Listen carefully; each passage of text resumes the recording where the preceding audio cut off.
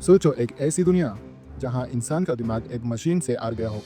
एक ऐसी एआई जो तुम्हारे इमोशंस को समझ सकता है, तुम्हारी आंखों में झांक के तुमसे झूठ पकड़ लेता है और शायद एक दिन तुमसे बेहतर लिखता है, सोचता है और इंसान का काम भी छीन लेता है।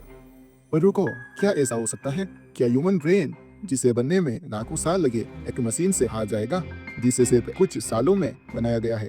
आज के वीडियो में हम ये डिसाइड करने वाले हैं, human brain versus artificial intelligence, कौन जीतेगा। सबसे पहले बात करते हैं इंसान के दिमाग की। एक इंसान का ब्रेन लगभग 86 बिलियन न्यूरॉन्स से बना होता है और न्यूरॉन दूसरे न्यूरॉन से कनेक्टेड होता है और ऐसे ट्रिलियंस ऑफ कनेक्शंस बनाते हैं जिसे हम साइनेप्सिस कहते हैं। ये ब्रेन एक वॉट से भी कम एनर्जी में काम करता है जितनी एनर्जी एक एलईडी बल्ब यूज होता है, और फिर भी ये फ्यूचर लिखता है, इमोशंस महसूस करता है और नई नई चीजें सीखता रहता है। हर बार जब आप कुछ नया सीखते हो, एक गिटार कॉर्ड हो या एक जोक, आपका दिमाग लिटरली अपने आप को रिवायर करता है। इसको कहते हैं neuroplasticity, something no AI today can only replicate. लेकिन एआई भी कहाँ पीछे है? आज के एआई मॉडल्स जैसे कि चैटजीपीटी, गूगल, डीप माइंड का अल्फाजियो या टेस्ला के self driving systems billions data points process करते हैं एक सेकंड में।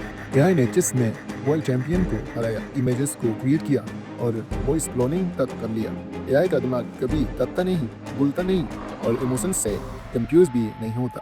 एक एआई डॉक्टर आप एमआरआई स्कैन को ह्यूमन रेडियोलॉजिस्ट से बेहतर समझ पाता है, और एआई राइटर्स मेरे जैसे अब स्टोरीज, जोक और स्क्रिप्ट्स भी लिख रहे हैं। लेकिन क्या इसका मतलब है कि एआई जीत गया? ये कंपैरिजन चीता वर्सेस ईगल जैसा है। दोनों पावरफुल हैं लेकिन अलग तरीके से।